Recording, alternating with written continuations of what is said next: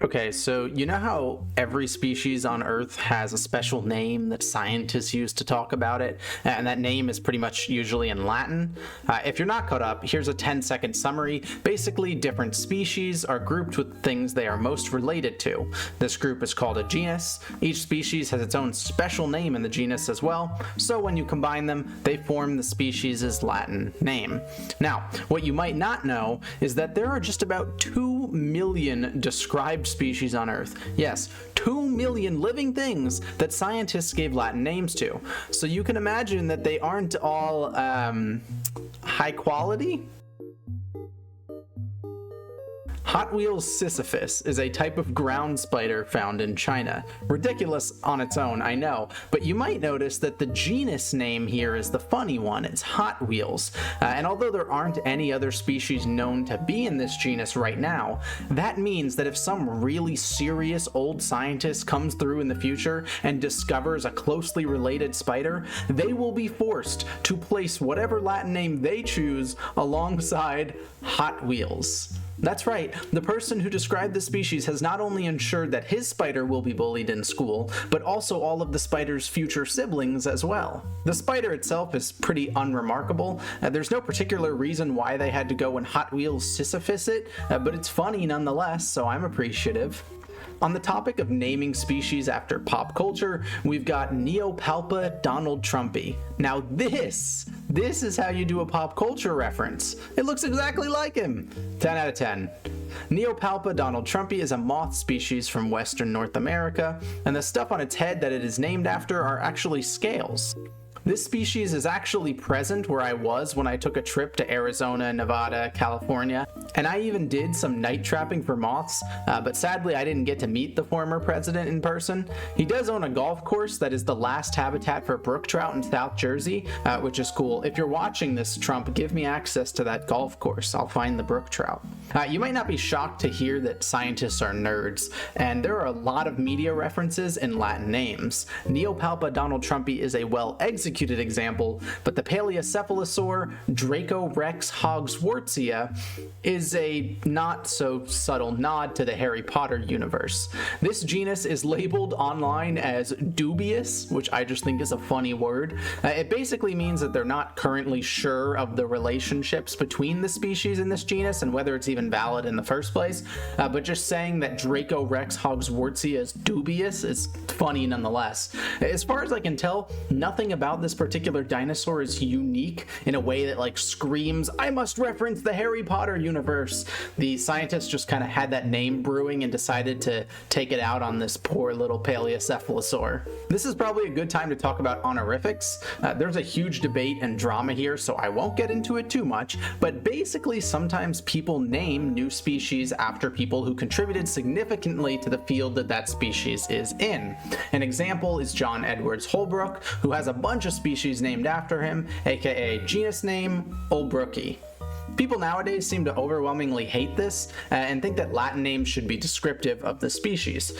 I don't know where I fall exactly. Like, on one hand, the Latin describing the species well is cool, but like common names are still common names. Like, we've got the red-headed woodpecker and the red-bellied woodpecker, so it's not like people are using one name to understand a species. But I think it's like a lot of scientists' dream, including my own, to have a species named after them. So maybe I'm just biased. Let me know what you think in the comments. I'm actually very interested about where the public falls on this, because I really only see debates from like true scientist fancy people who have opinions that don't really matter. I mean, it should be what the public thinks that matters. Okay, it's time for names that just sound funny. We're adults. We can be mature and agree that sometimes words are fun to say.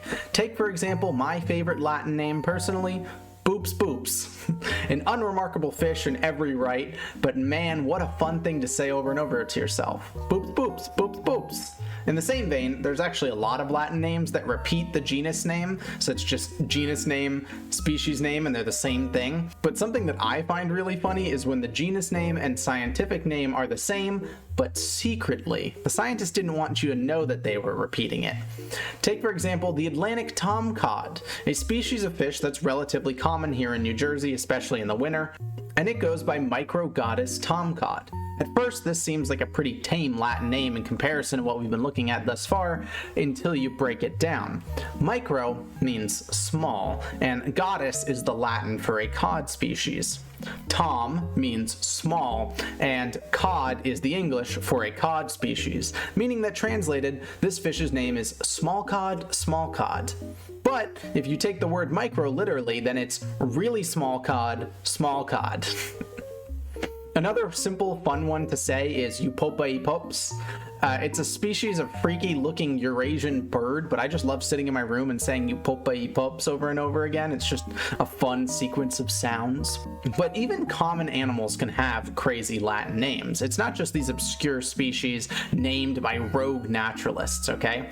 Take, for example, the American robin, an abundant species across the entire country of the United States and elsewhere, which has the Latin name Turdus migratorius. Yes, migrating turd. But it gets worse. Remember how earlier when we talked about the spider, I said the genus being called Hot Wheels was going to screw over some future species? Well, that's exactly what happened here, because the Tibetan blackbird was found to be in the same genus as the American robin by a scientist. It was given the specific epithet Maximus. Pretty reasonable Latin name. I sure hope the genus doesn't make the... Oh, I see. The Tibetan blackbird is Turdus maximus, right? Yeah. So anyways, another one that I like to say is Cactoblastis cactorum. Despite sounding like a concept for a cactus-shaped Pokemon, it's actually a moth. It does live on cacti though, the name is just fun to say by coincidence. Now, what I haven't told you so far is that species isn't actually where it stops. I let you be blind to the world up until now. See, although every species has a genus and specific epithet, some species are divided even further into groups called subspecies. If you want to understand this, don't.